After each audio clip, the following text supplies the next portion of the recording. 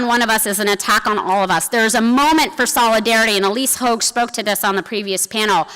Our members are mobilizing across issues, across communities. They are building power locally to push on these fights, because this is not just about one community. This is about who we are as a country and who we want to be. On voting rights, there's been a vicious attack on voting rights for the last several years.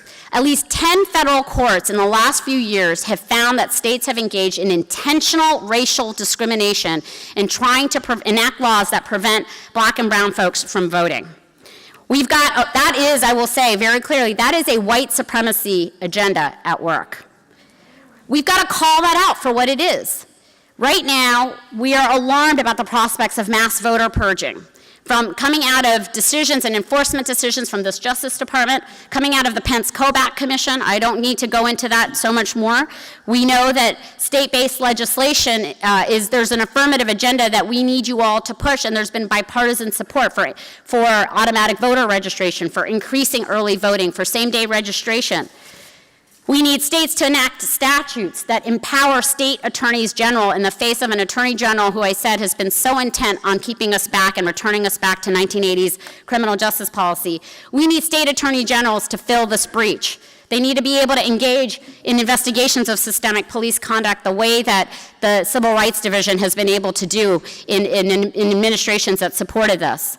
We know that police chiefs all over the country are even opposing some of what's coming out of this Justice Department. They know that officers need to have the trust of the communities that they serve in order to create public safety in their communities. States need to lead the way and continue to lead the way to advance criminal justice reform. You all are the hope, and we will work with you to do whatever we can to support that. Use your bully pulpit to speak out against the anti-immigrant fervor that is unleashed right now. We need elected officials to reject this and stop and push back on that us versus them rhetoric, and to understand, of course, that we need to be embracing economic solutions for all who are hurting and feeling left out of this country's economy. There's no silver bullet to ending extremism and violence and bigotry. It's going to take all of us. But we need to recognize that hate and exclusion and polarization are not just fomented by white supremacists who are marching in the street alone and increasingly without hoods, I may say, but also in policy agendas that are having a real impact on real communities.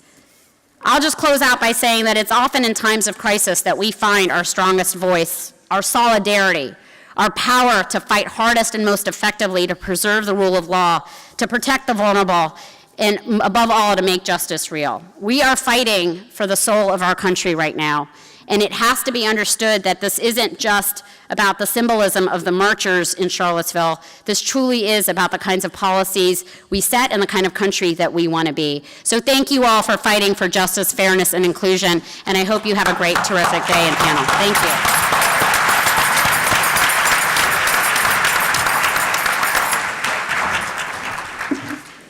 Thank you, Vanita. Good morning, everyone. Good morning.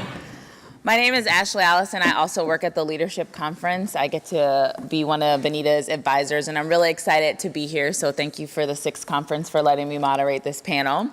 I was gonna set the stage, but I think Vanita did a pretty good job at doing that, so I'm just gonna jump right in so we can get to questions from our panelists, and then we'll have time at the end to make sure you all have some questions, and I won't hold you too long to stand before your lunch. So let's go ahead and get started. Today, we're talking about Charlottesville and beyond, facing off against racism in a time of Trump. It's probably a question that many people are asking every day, and particularly for the positions you hold. So we're gonna jump right in it and turn to our first panelist, Dr. Wes Bellamy, who is the Vice Mayor of Charlottesville, Virginia, and the youngest individual ever to be elected to the Charlottesville City Council. He currently serves on the Charlottesville Redevelopment and Housing Authority Board and the Charlottesville Police Citizen Advisory Panel. So, almost 2 months ago, everyone turned on their news and saw the tragedy that was going on in Charlottesville and the hate that was in the streets.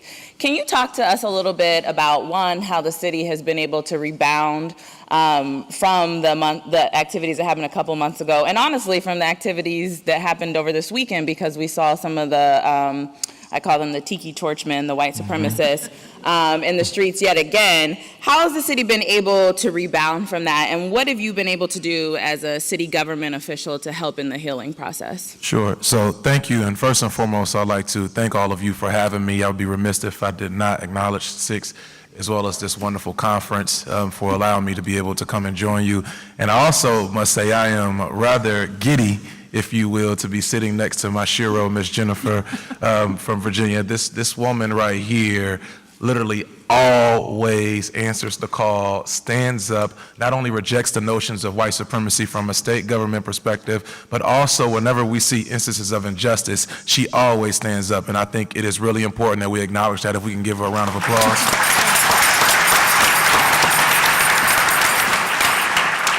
So to answer your question, and it's a great question indeed, the city of Charlottesville, we are, in my opinion, one of the most resilient and courageous places in the United States of America. And I think it's also important for us to also notate that white supremacy did not start with us creating the decision to remove the statues of Robert E. Lee and the Jackson statue in our parks. We've had issues of systemic injustice and oppression within our community for generations. Charlottesville is the same place that chose to close down all of the schools during the massive resistance opposed to integrating. We're also the place in which we decimated and tore down an entire African-American neighborhood, Vinegar Hill, during urban renewal in the late 50s, early 60s. So again, we've had these underlying issues for a long time, and people have chosen not to always acknowledge them, and we've been a place in which we sweep things under the rug, or we don't want to talk about some of our dirty little secrets. We would rather talk about how great the University of Virginia is, Thomas Jefferson, or how we like to run on trails, and so on and so forth. However, we have been talking about equity and not equality, because those are two different things for some time now. And I think I want you all to understand, equity means that everyone gets what they need in order to be successful. So while Jennifer and I may need a glass of water, the lovely ladies down there may be able to just shoot from the hip and not take any drinks.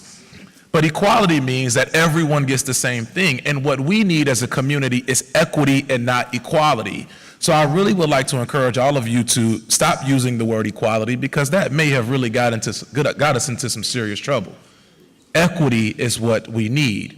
Now, when we look at the tiki torch bandits and those who wanted to go get caramel top tiki torches from Walmart, Richard Spencer and his minions, who chose to come to Charlottesville not only on August 12th, but before that time, in which they have clearly stated that they have felt empowered and emboldened by 45, David Duke, the leader of the Ku Klux Klans, came and specifically said, "We came to Charlottesville to fulfill the promise of our president."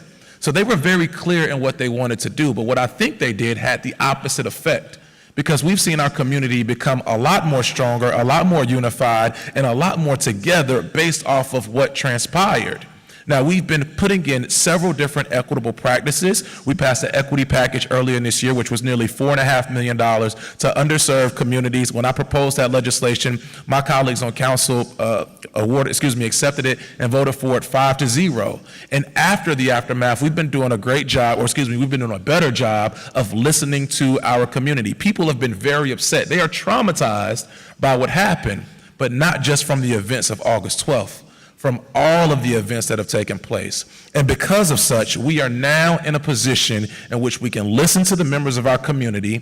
Charlottesville is one of the only places, I'm not gonna say one of the only places, but we're a city in which I'm only the 7th African American ever elected to our city council. Now, we've been in existence for over 260 some odd years, and you've only had 7 black people. I'm the youngest person ever elected. So again, we've had those issues, but now we are finally addressing them, and it's not always gonna be pretty. But for that, I am proud that we are truly dealing with them, and that makes me proud of the great city of Charlottesville. So let's build on that a little bit. We have Senator Jennifer McClellan, who was elected to the Senate of Virginia in January of 2017.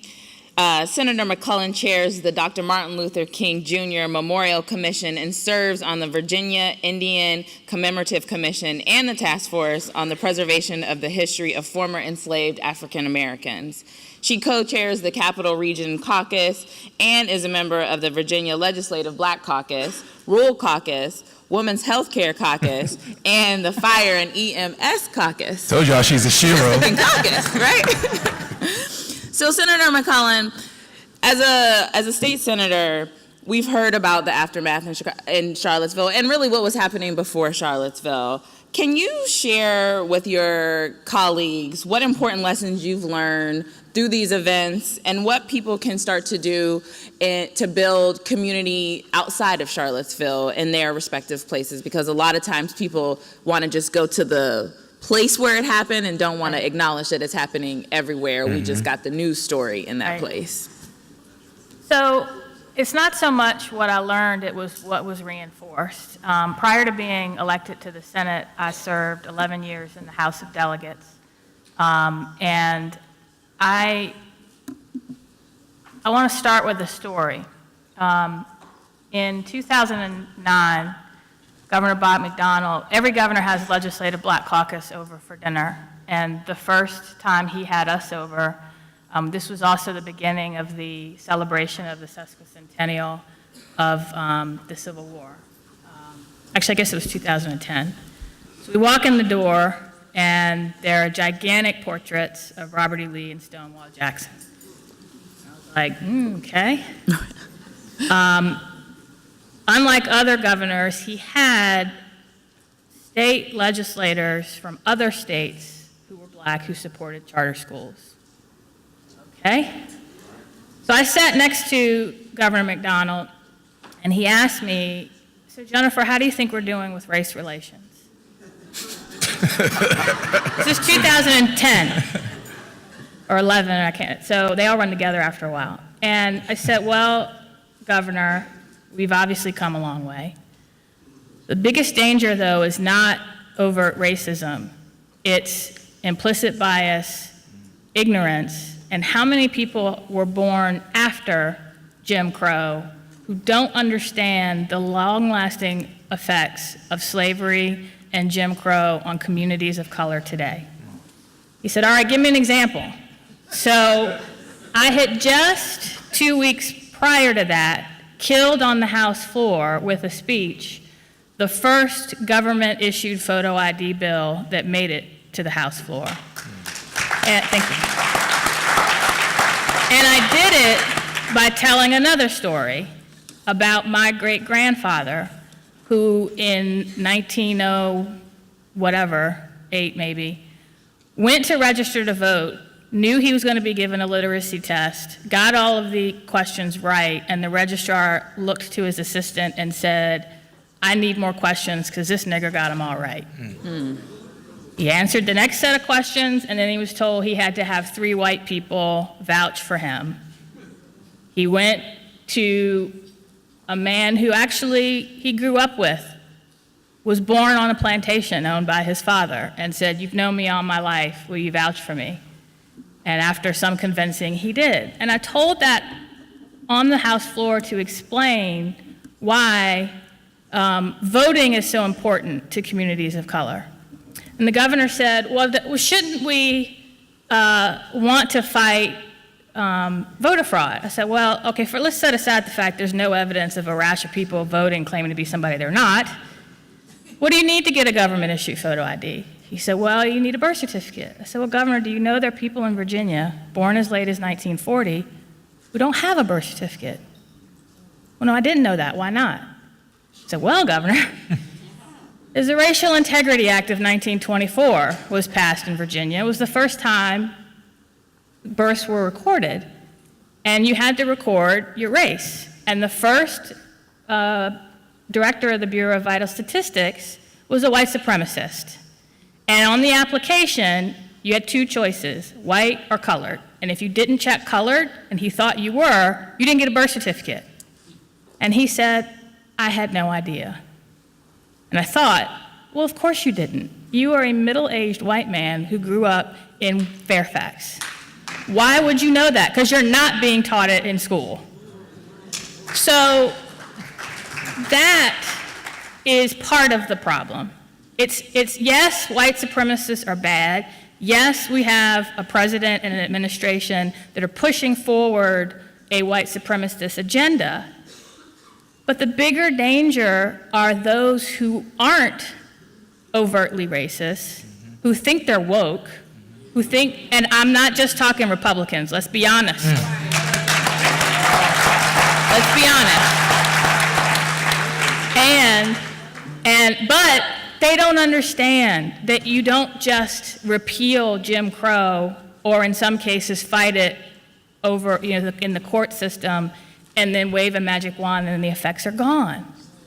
And so part of what we have to do as state legislators, as a government, is educate each other and take an honest look at the policies that we are putting in place. Now, yes, there's some concrete things we can do, and our governor, in the aftermath of Charlottesville, put a task force on racial reconciliation that's looking at all of our laws and policies and trying to figure out where is there systemic racism, is looking at how can we have these conversations about Confederate monuments, and is going to make recommendations. But it starts really at home and in the schools. And yes, our superintendent sent a letter on the first day of school to all of the local school divisions with resources that teachers, parents, community leaders could use to talk about what happened in Charlottesville and racism and creating a community where all feel valued. But the first step is talking about it, because our problem in Virginia, and my guess is every other state, is after massive resistance, we couldn't talk about race anymore. It was rude. We couldn't talk about it. Well, what you saw in Charlottesville is not the first time. If you look back at the history of America from when slaves were emancipated by the 13th Amendment, there has been a rise of political power among first blacks and then communities of color, maybe a 10-year period, and then a swift backlash as soon as possible to put them back in their place. So you had, after the Civil War, you had African Americans elected to our state legislatures, constitutional conventions, and then the minute Reconstructed ended, Jim Crow went into effect. And then you had the civil rights movement and the gains there, and Brown versus Board of Education, and then you had Klan rallies and massive resistance. And then we elected the first African American president of the United States. And we made all kinds of progress for all communities of color, and then we got Donald Trump. This is a pattern. And if we don't recognize that pattern and understand our history and recognize the signs, it's going to happen again.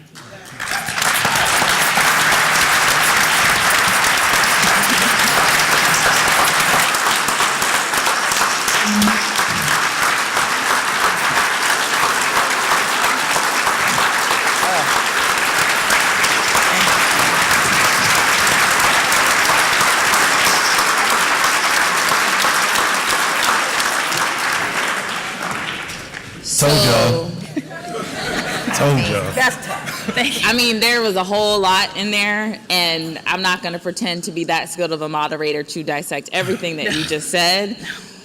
So I do want to go to our next panelist, and we'll come back to some of what you said, because there were a lot of solutions also weaved in throughout your piece. But oftentimes, in the moment of a national crisis, people feel like, and so Lisa, this is the first time I'm going off script, so just roll with me, okay? So oftentimes in a national crisis, we almost want to reinvent fire again, and so we try and find solutions to problems that might already exist in other pockets. And so your work at the Southern Poverty Law Center is focused on reversing the new Jim Crow. And eliminating the structural racism entrenched in policing, sentencing, imprisonment, post-conviction practices of states in the Deep South through litigation, legislation, and public education. You do a lot of work in the Deep South, but those issues don't just exist in the Deep South.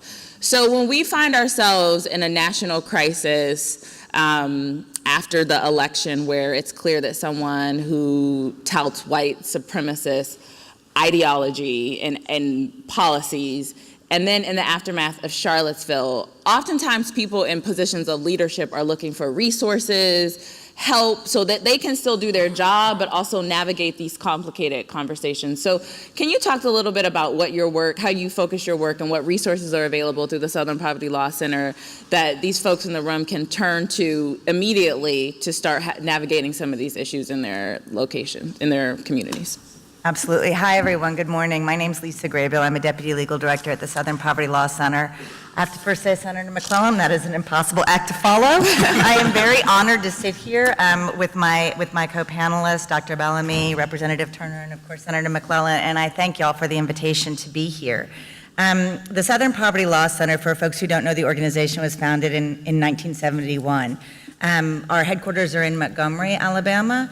We have offices in Louisiana, where I happen to sit, in Jackson, Mississippi, in Atlanta, Georgia, and 2 in Florida, in Tallahassee and Miami. And some people say we might need more. And sometimes I think we do. And the organization, as Ashley mentioned, we work through litigation, public policy advocacy, and public education to basically protect the rights of society's most vulnerable. And that includes, as Vanita very helpfully laid out, and as you all know, in these days, people of color, immigrants, LGBTQ individuals, disabled individuals, and everyone else who doesn't fit into the box of white privilege that has been part of this country since the day its current iteration began and continues to be with us still. One of the pieces of work that SPLC does is to monitor hate groups in this country. And if you go to SPLC's website, which is splcenter.org, and click on Hate Map, you will see dots that represent the 917 different active hate groups that SPLC is tracking in the United States today. We were tracking them before Donald Trump got elected, and we continue tracking them now. I would point out that while there is a cluster in the Deep South, most definitely, none of you should be comforted, those of you who are not from the South, by thinking these problems are isolated to the South. They are not. There are dots on that map as far northeast as Maine and as far northwest as Washington State. They are in California. They are on the eastern seaboard. They are throughout this country. So all of us have the obligation and the responsibility to identify those groups, to be wary of their activities and to monitor them, to stand up and speak out. Not just when things happen, like Charlottesville, but all of the time, right? We define a hate organization as an organization that, based on its official statements or principles, the statements of its leaders or its activities, has beliefs or practices that attack or malign an entire class of people, typically for their immutable characteristics. They vilify others because of their race, religion, ethnicity, sexual orientation, or gender identity. And again, there are 917 of them operating now in the United States. So in terms of resources, what can state legislators do? I would say first that SPLC is partnering more and more with state legislators, including state legislators in our own states, and working, yes, across the aisle, looking for those little places on the Venn diagram where our values and those of others overlap, and by others I mean particularly Republicans, and that for my area of work, that particularly includes criminal justice reform. I think that state and local officials facing the future, facing the landscape that we confront right now, can act first by understanding the law and the basis for it. There's often a lot of frustration against the First Amendment after events like what happened in Charlottesville. But we have to remember that the same law that protects the right nationalists' right to organize is the same law that protects the ability to peacefully protest, and it's a foundational right that must be respected. So understanding the law and the basis for it is critical, but also understanding public officials' obligation, which is providing safe environments for community members to speak out forcefully in defense of the democratic values that define our nation. And you can act. Your hands are not tied. You do not have to stand by and sit silent. We urge you to stand up and speak out, and urge your community members and constituents to do the same.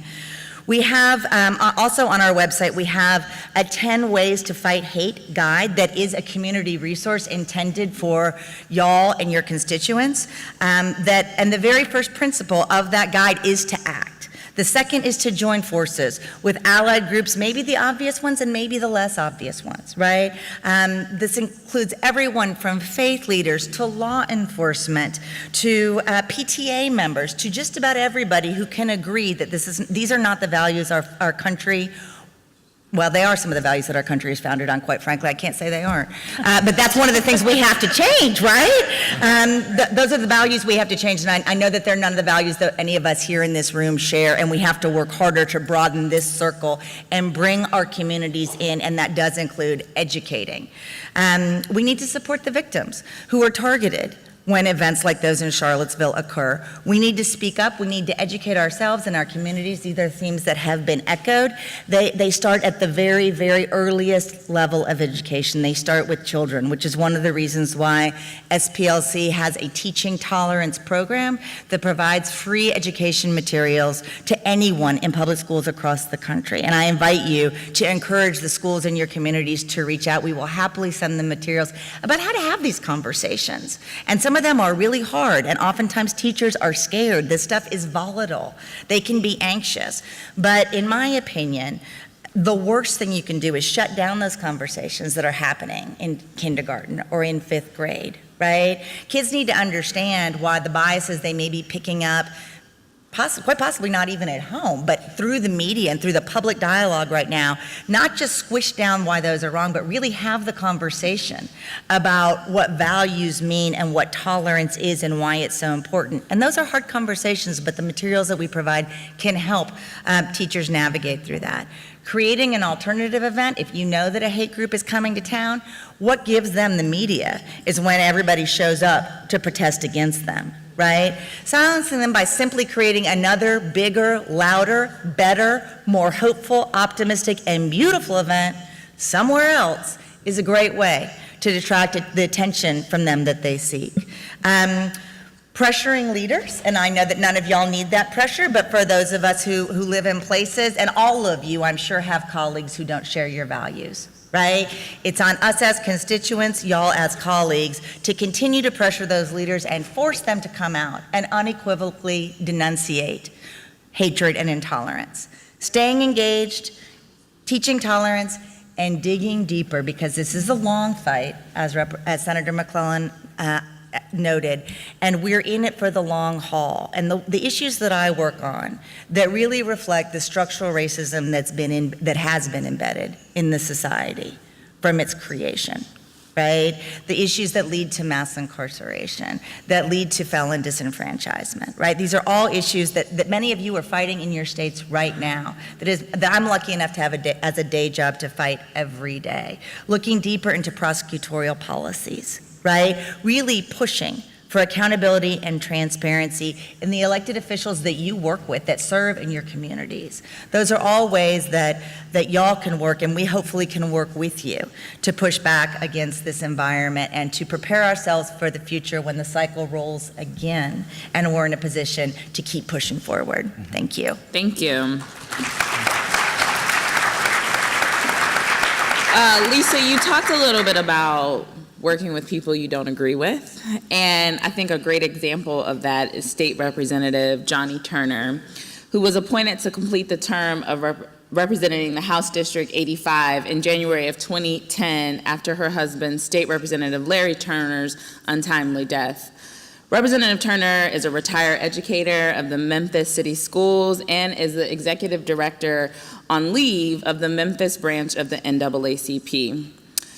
Representative Turner, you were able, in a time when it feels, first in the state of Tennessee, which is in the South and not always as progressive as we would hope, but in a time that is so polarizing as a country, and it's like us against them all the time, you were able to find a path forward and get a piece of legislation passed that opened up cold cases from the civil rights movement. Can you talk about how you were able to navigate that path to get that legislation passed, but also just share some of those best practices and why it's important to reopen cases from the civil rights movement that have now become cold? Well, first of all, I want to thank Six for giving me this opportunity. This is one of my favorite conferences because I know I'll be with others who think as I do. This morning's USA title, it says, White Nationalists Seize Model for Rallies Across USA. I am here as a Black representative to present a model for counteracting hate rallies across the USA.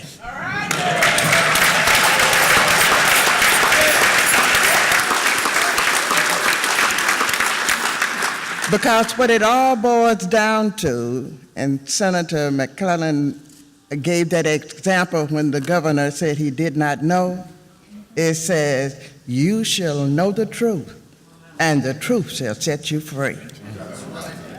And with that thought, Pass the collection plate in a minute. and with that thought, first of all, I'm just delighted to be with this panel. I'm seasoned. She didn't tell you, but every march Dr. King led during the sanitation strike in Memphis, I was there. The night he gave his famous, I have been to the mountaintop speech, I was there. And when he gave the 1968 masterpiece on brotherhood, I Have a Dream, I was right there.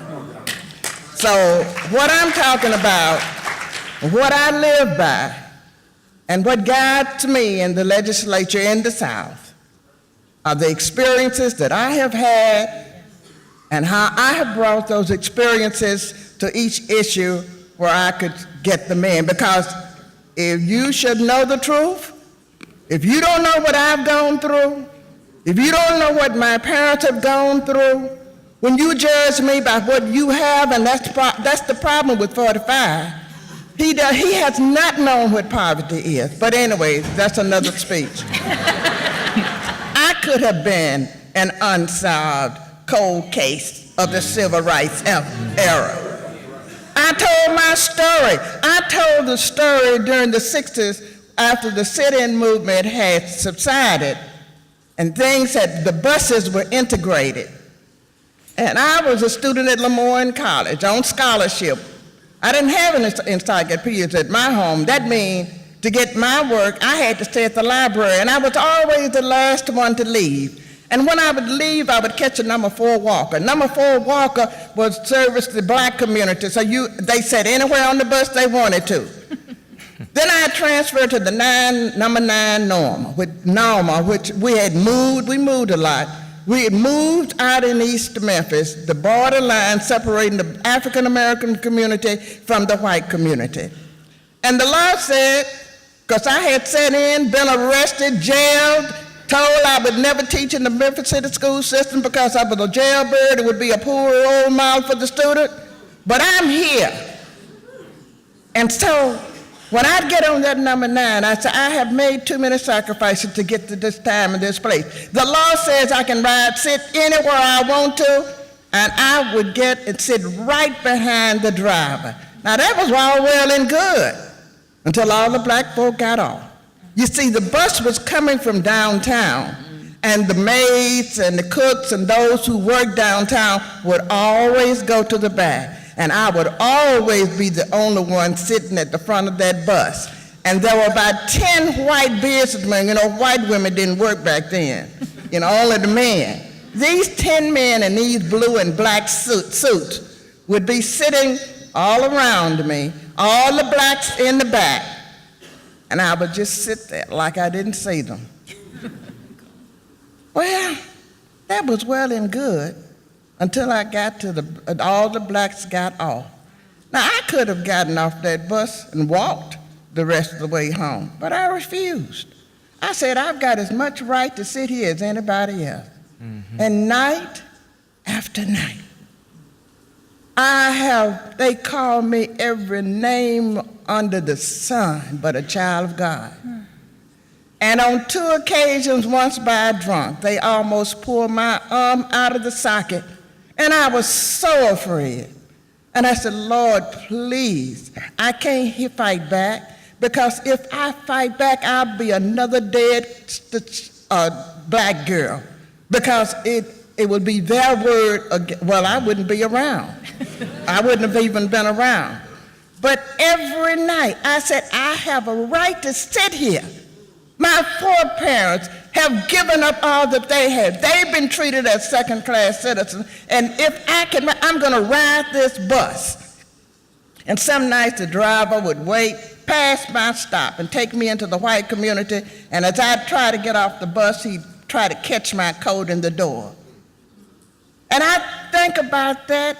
It's those kinds, and I've got a whole repertoire of the incidents that have happened to me. And it is that spirit, it is that led me to stand before the committee and tell that story. I told it for 7 years.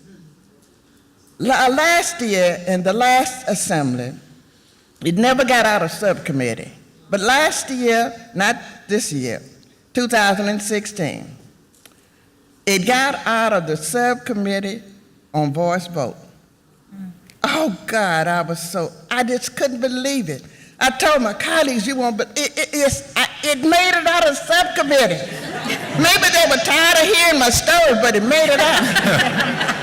And then the second thing, I won because I personalized it. Another thing, I got it because I had intervention. I had somebody greater than the rest of us, all of us, intervene.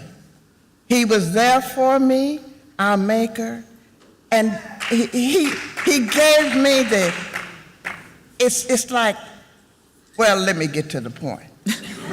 When it came to the full committee, one person who had fought that bill the strongest got out of his sick bed. Now, don't you tell me, and that man, though he was a man, killed that bill. My bill failed last year. But I had the spirit, hey, I can do this. If I got it out of the subcommittee, I can do it out of the full committee. And we were right back again this year. Got out of it. Guess what happened? Divine intervention. He got defeated.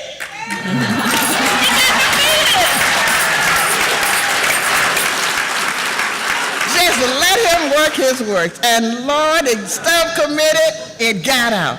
Full committee, it got out. And y'all, would you believe that bill passed on the House 79-0?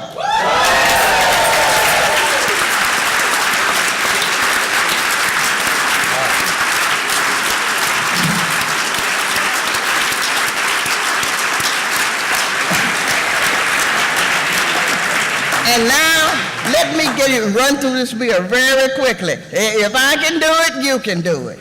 And you should know the truth, and the truth should set you free. It was the truth. It was personalizing. It was seeing somebody who had gone through all of this, and yet I stood strong in my beliefs because I wanted my brothers and sisters to also have that same opportunity. And now, let me see, I got all these little pieces of paper. And the bill on June the 6th, 2017, this year, Governor Bill Haslam signed into law HB 1306/Senate Bill 1279, creating a special joint legislative committee, which I now chair. Y'all, guess what? Divine intervention. They in the black chair of anything over there but this one. Another Democrat a chair of anything but this one, divine intervention, which I now chair to study Tennessee civil rights crimes cold cases and report its findings and recommendations to the Tennessee General Assembly. Section 1, paragraph D of the Act requires that all appropriate state agencies shall provide assistance to the special joint committee upon request of the chair. And I'm proud to report to you that the chair sent out letters about 2 weeks ago to the Tennessee Bureau of Investigation, the State Sheriff's Association, the DA's Conference, the Public Defender's Conference, the Tennessee Bar Association, the Association of Medical Examiners, the Human Rights Commission, the FBI, and it goes on. Yeah, we sent this letter. And now the job of the special, I have to tell you about, I have we have an amazing support group in terms of this bill.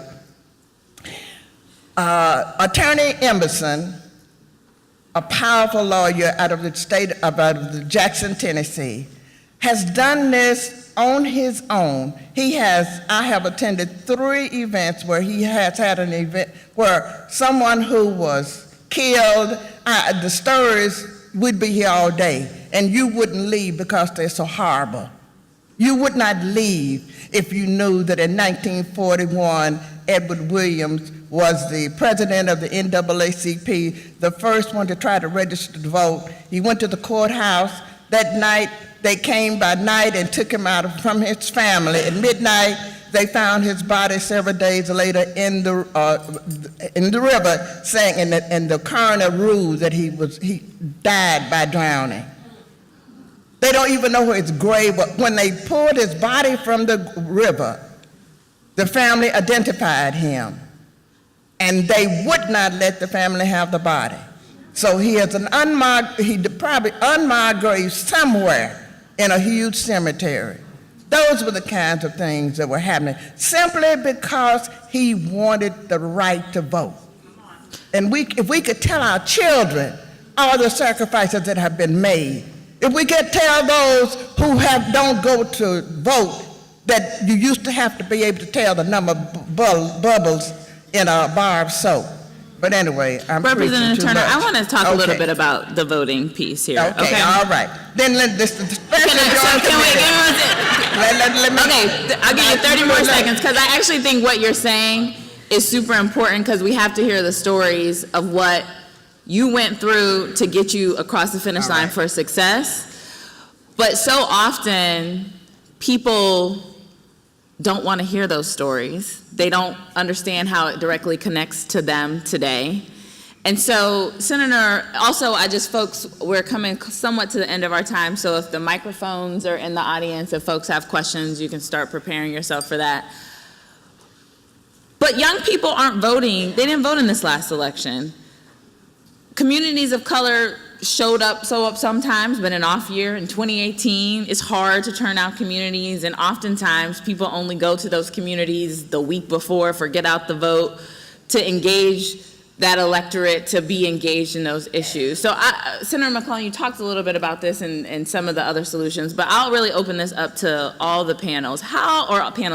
How do we start to connect the dots between the stories that Representative Turner is telling, the success she's able to have by a unanimous vote to get something that's so significant to our country's history, but connect it to the millennials of today? When we look at I've had to go through it myself, bringing up old tweets, or you want to go through or talk to individuals and you say that, well, if you haven't always been squeaky clean, you're not the person who we need to run. No, actually, those are the individuals who we actually need to begin running in some of these elections because they know exactly what's going on in our communities.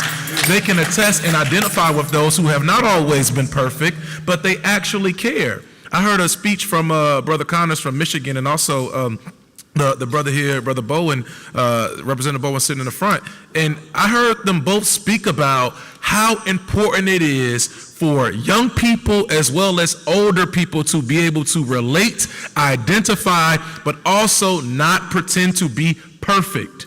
That personal story that I heard down there, that would make me go vote because I can hear my grandmother, my aunt, my mom, or even my sister in that.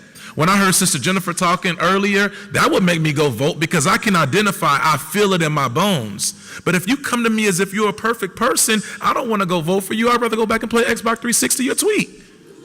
That's just being honest. So, I don't disagree with that, but I can't help but think, do you think when my great-grandfather went to vote for the first time in 19 whatever, he had a candidate that was going to be perfect and always thinking about the black community? No. But they understood your vote is your voice. And politicians, at the end of the day, want to get elected. And who do they listen to the most? The people who show up and vote and the people who participate in the process. Now Wes is right. It is on us to get out in the community every day and tell these stories and talk to people where they live. We had a community roundtable in Richmond with some community activists talking about gun violence. And someone made a really good point. The reason people don't vote is they've been living in these particular neighborhoods in generational poverty and despair, and they have no hope, and they don't think their voice matters. And too many times, people from outside of the community say, well, here's what we think you need, rather than coming into the community and saying, you tell me what you need. So we, as elected representatives, have a responsibility to get out, whether it's I do the neighborhood association circuit. As soon as session is out, I'm in every single neighborhood association in my district, and that includes the tenant councils of the housing projects. I don't expect them to just come to me. But here's one other thing, and this is my piece of advice for millennials. You cannot have these conversations in 140 characters or with an Instagram picture. Get out from behind the community, get off your phone, and go talk to people in person. It is a two-way street. These conversations are hard. It takes time, but you gotta start face-to-face. Because if you are not looking somebody in the eye and talking about these hard issues, if you are hiding behind your phone, you're not listening to each other. So we as elected officials, party leaders, whatever, have to get out and start those conversations in the community the day after Election Day, not 2 weeks before, and have them all year round. I'll let either of you answer, and then are there questions? You need a microphone because we won't be able to hear you. So if you can raise your hand high, they'll start to make their way. First one with the mic. Please get this brother. Go ahead, I can repeat. Go ahead, right away. Oh, yes, ma'am. Hi. Oh, I didn't know. Okay. Since the last panel and Can this. you say your name and where you're from? Oh, just to get yes, some I'm sorry. Yes, Vivian Flowers from the great state of Arkansas. Woohoo. Since the last panel and on this one, I've heard about so many issues and so critical to those issues being advanced, particularly all across the progressive agenda, is based upon elections, based upon the numbers. Even when we heard Representative Turner's story, we heard about the last election, the person who was making it his business to push back against her bill for years, lost. And so then when I hear about the DNC and hear about all of these things that we must do and overcome, I can't help but think about our local state parties and our county party committees as being the infrastructure through which we can make the change, because we don't have time. In many states, we don't have funds and resources to get to where we need to be in this next election and the following election. So I'm wondering, for the panelists, we could talk all day long about problems. And we know that racism, institutional racism, overt racism is something we've heard that has been occurring for generations. I have stories, my grandparents have stories, my parents have stories. We know what policy can do as state legislators. So what role can the state party play, especially in those states where change needs to occur? Because there's no GOTV money coming to Arkansas.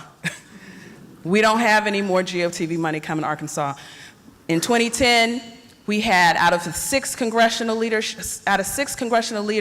5 of them were Democrats. Today, there's 0. In 2010, all of our statewide elected officials were Democrats. Today, there's 0. Our highest level elected official is a state senator who has probably served less than 10 years.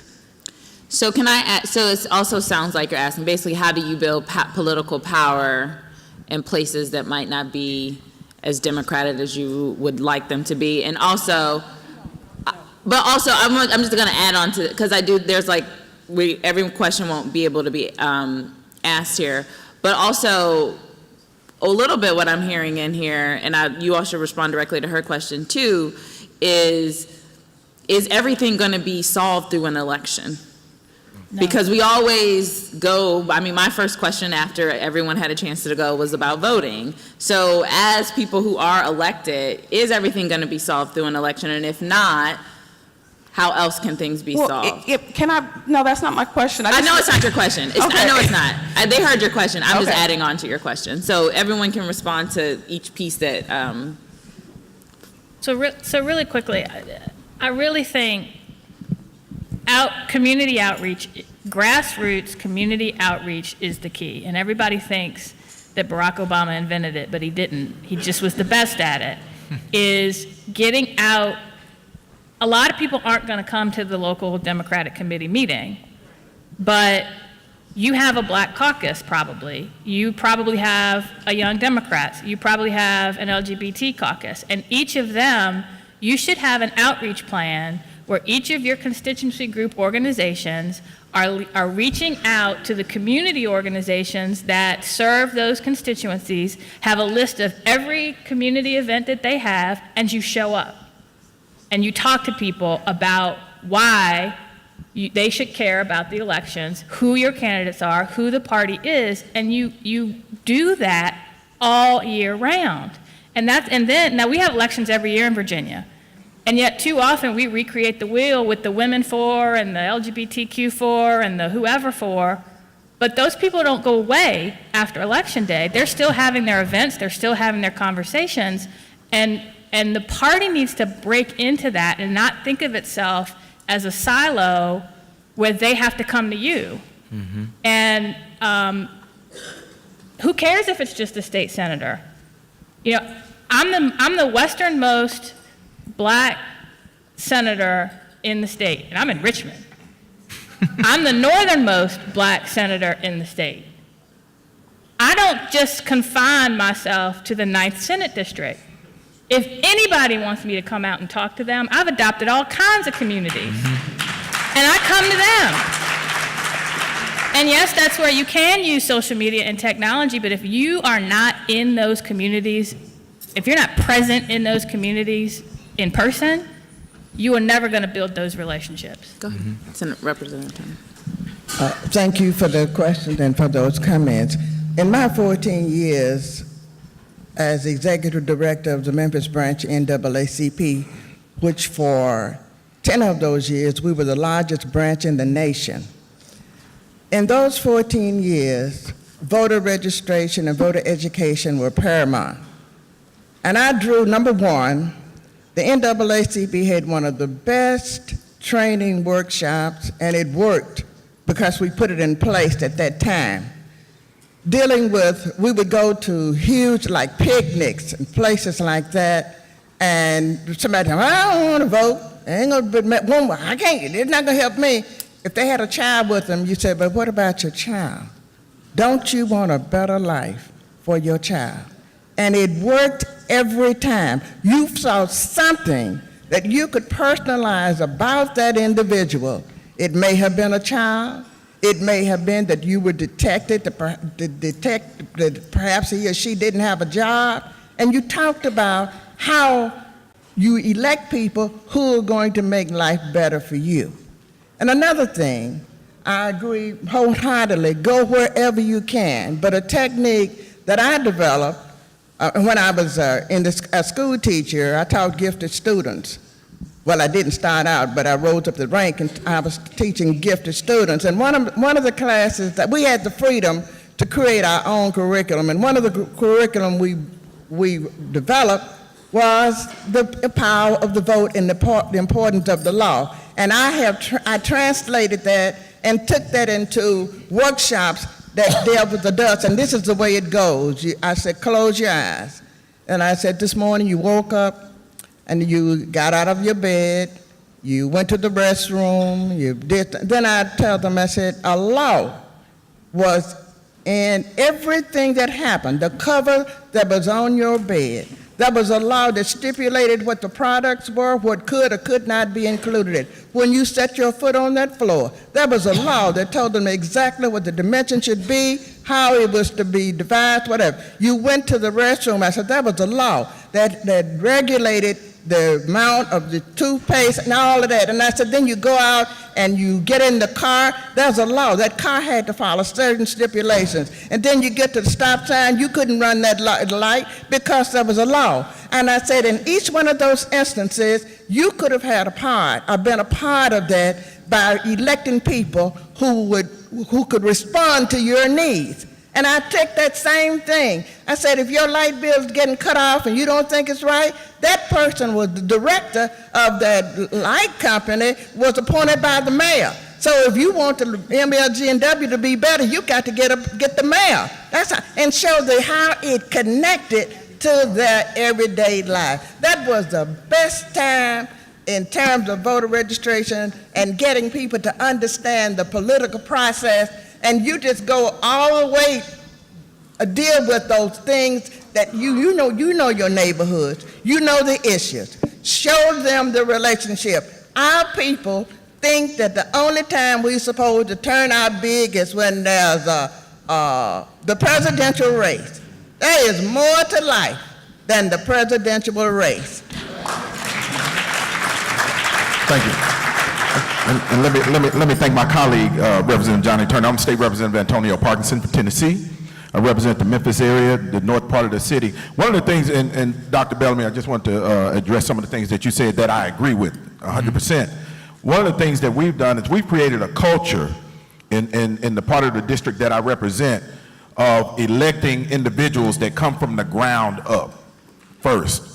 These individuals have plowed and sowed into the communities before they were elected, because what we tell people to do is when these strangers, what we call strangers in the land, show up wanting to be elected, asking for your vote, the first question that should come out of your mouth is, what have you done for me lately?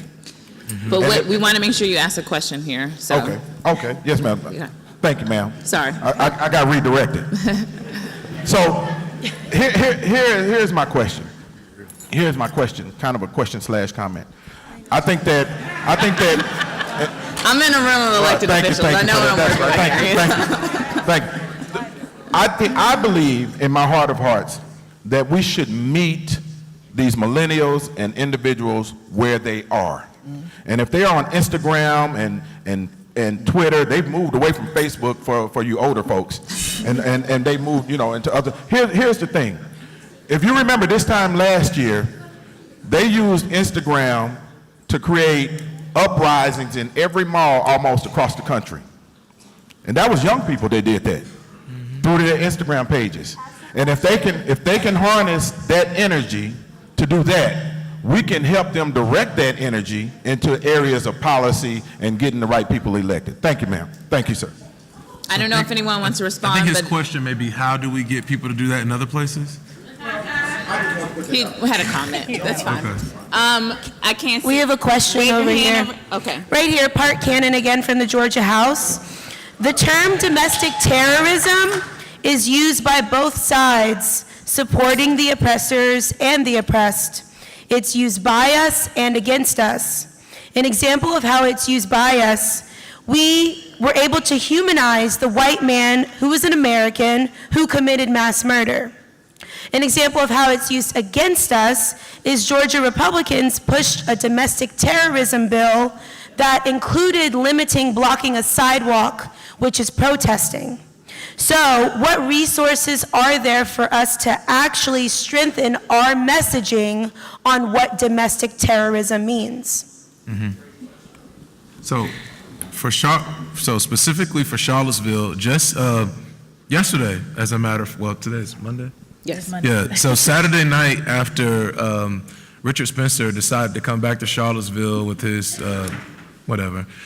They decided to come back Sunday morning. I called on our Commonwealth attorney to invoke a state statute that we currently have that was put in place to essentially stop the Klan, the KKK, from having open gatherings and burning torches and burning crosses on people's lawns. What we've said is we want to use that same statute, or if we have to create a variance of one, in which we'll be calling on our state representatives to not allow anyone to have the open torches or the tiki torches to be in public spaces. So when we talk about like how do we find resources, I think that's where it comes for us to work with either places like the Southern Poverty Law Center, or working with the ACLU, or working with our local legal aids to be creative and also proactive opposed to reactive in the way in which we create legislation. Now, I'm a local elected official, I'm not statewide, so Virginia's a Dillon state rule, so we have to kind of go through the state, but we can be very creative. I talk to a lot of my friends on Instagram and Twitter and ask them, how can we be creative in terms of creating some local policy that will fit in through the state, that will pass, or excuse me, the state legislature will allow us to still do it. And I think that's where we can use our resources. It kind of tying in both points. There's a wealth of information out there that we can use. The other point, and I just want to be very brief, but I really want you all to understand this. Look, we have to be bold. We cannot just not make decisions because we're afraid of re-election, not being reelected, or worried about what someone else may say or not say about us because we decide to make a decision, or lastly, be paralyzed from doing anything in fear or in lieu of consequence. The hell with consequence. We're talking about people who need us right now. They need us today. And that is where I think we have to get to a point in being. I'm unapologetic in my blackness. I'm unapologetic in the way in which I want to help not just people who look like me, but all people. But you have to be really willing for me to work with you. You have to be willing and show me that you're willing to help all people. And I'm not going to apologize for that. And as you as an elected official, I don't want you to apologize for being who you are, because at the end of the day, we're trying to help people. So if you do nothing else, help people and not be afraid to do it. Lisa, do you want to add anything on the domestic terrorism and the work that you all do? I really like the messages that were just stated, and I want to underscore those and reiterate how much SPLC supports that and supports speaking out and taking that action. Now is it time for bravery, and any way we can support or endorse that, we certainly will. I think being educated is critical, right? So knowing who those 917 hate groups are and monitoring them, but I really like the message of not just being reactive, right? Being proactive and lifting up those stories right now. Right? Not waiting until the next event or the next casualty or the next news story, but lifting up the stories of the people in the community right now who exemplify the values that the people on this panel are talking about, right? And pushing those messages out there and highlighting the success stories and the power and the hope of the people in the communities that y'all represent, and lifting them up and keeping that message lifting high and lifting up the people who are not perfect. I love that message, right? Owning that narrative and saying, yeah, this is who we are. This is our community. These are our values. This is who we want to represent us, and not shying away from that. So I think being proactive is just as important as being prepared to be reactive. I would also just say to her, though, you just kind of got to call it when you see it, and there are double standards in the media and how they talk about certain issues, and as you having a platform, even if the incident of hate or violence didn't happen in your community, you can still talk about it. And it's your responsibility to use the platform you have to talk about it. And then, Senator, and then we'll go back here, and that'll have to be our last question because we're almost very quickly. To truly have these conversations, though, all sides, good and bad, need to be heard. Because when you just shut it down and it goes under the rug, it does not go away. And again, there is a whole lot of people in between white supremacists and, not, or there are a lot of people in the middle who are just now for the first time starting to even think about these, and they're not always going to think or say the most enlightened thing. You need to give them a safe space to hear them and then explain, well, here's a different point of view. And there was a minister who who told a story about how, yes, you've heard us about our pain. Well, there are also people in the Civil War whose parents or whoever fought for the Confederacy may have been killed. They had a great-great-grandmother who had to raise, children as a single parent. They were poor, whatever. They have pain too. And one pain is not more important. Your pain is as important to you as their pain is to them. And if you don't give them space to talk about their pain, they will never listen to you about yours. And that is a very difficult thing to do. But we will never truly reconcile as a country unless we are giving everyone the ability to express themselves honestly, and we have an honest conversation, not just two people shouting back and forth at each other. Could I Sir, add? back there. Could I add to that? Go ahead, yeah, sure. Very briefly, I thank you for bringing that up because it brought to mind an incident that happened this summer. Representative Parkinson, who's seated here, and I, as a part of the Black Caucus tour to talk about what the Black Caucus in Tennessee had done. Well, we went to this small town, and the minute we walked in the room, I noticed all these white folk. Most time we didn't get anybody, the whites to come, and the African Americans. Well, the composition of the city was such that the Caucasians far outnumbered the black. But at the end of the session, this an African American lady who was very, very assertive talked about all the bad things that were happening to blacks, and this white man got up and he said, well, I've got a side to tell too.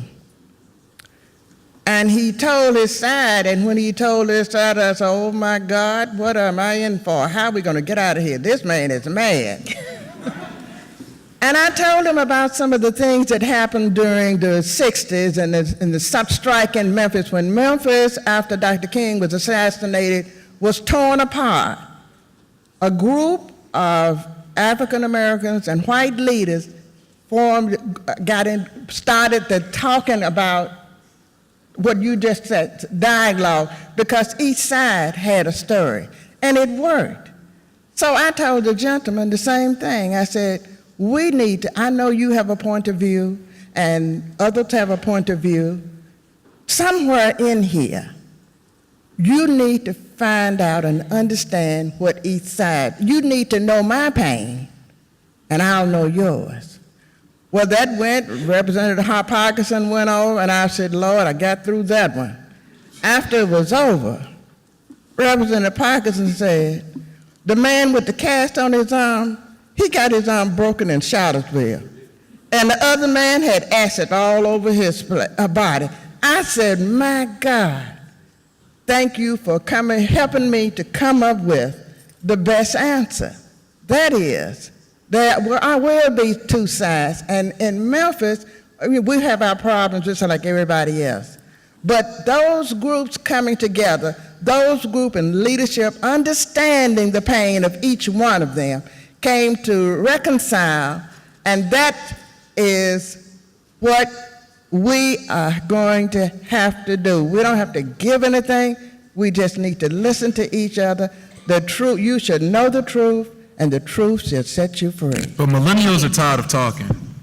Real quick, just because we're really millennials. But what's I'm the just going to be counter to very talking? honest. Yeah, this is the comment. But millennials. no counter to talk. What else? Me? What do you do if we you want don't? action. We have to have some kind of tangible result that's going to give someone somewhere a result in which you can say that, listen, well, because of all of the dialogue that has taken place for 50 or 60 years, this is what has come of it. And right now, what's really making a lot of us feel disenfranchised and why we don't want to even participate in the process is because we don't see any of the fruits of all of this dialogue that has transpired for so long. And that makes me not want to participate. So can I ask a question? And sir, why don't we take your question, and then, because you've been standing for a while and been patient, thank you. Thank you. Go ahead and ask your question, then we can maybe weave this into the next one. It's Representative Art State from Iowa, and I wanted to ask the panel about their comments about this confrontation versus ignoring, particularly when many have been emboldened to not only spin things one way, but to actually lie or deny things. Denial of climate change, conspiracies that American Islam is all part of the terrorist plot, and that guns don't kill people. I wanted to share with you something I got from a colleague. One of the legislators sent me this, and I'd like to quote. The Southern Poverty Law Center has been totally discredited as they have engaged in irresponsible and reckless labeling of legitimate organizations as hate groups. They have also been linked to domestic terrorism.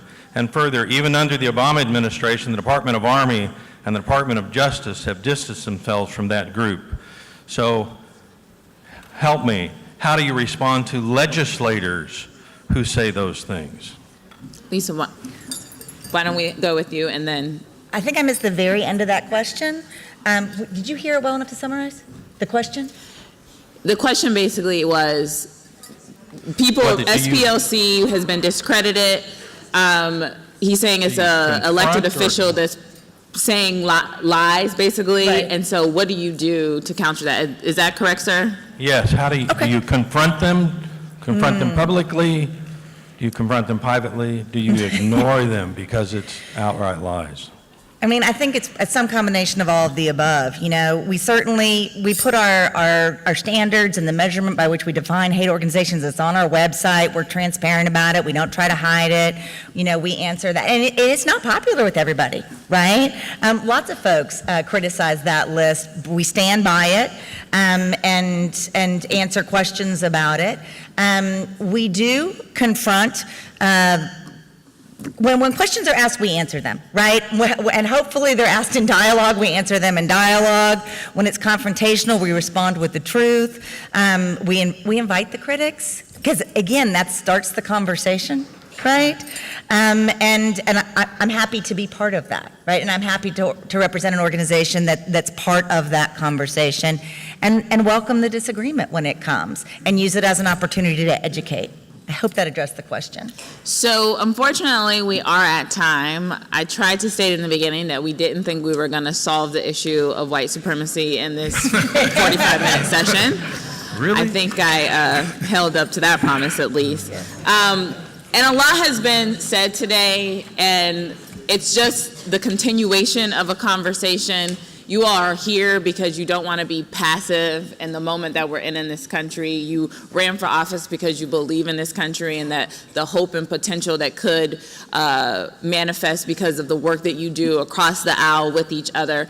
And so while I have been in a million of these conversations, moderated, been on panels, and sometimes you leave feeling a little deflated because you're like, but what did we get out of this? The only thing we get out of it is you take something and you actually do something when you go home. You can sit in a conference, you can network, you can mix and mingle, but if you don't take the action when you go back, and it doesn't have to be an action that will break through the national narrative, it can be as small as a conversation with someone in your state house that you don't ever talk to because you don't have agreeing views. That is an act of resistance. That is an act of engagement. That is an act of change. So I encourage you all to continue to do that work. Thank you all for listening to the panel. Thank the panelists for all you have to share. I think you'll be able to get contact information, but thank you. What an honor. It was really a pleasure listening to you speak.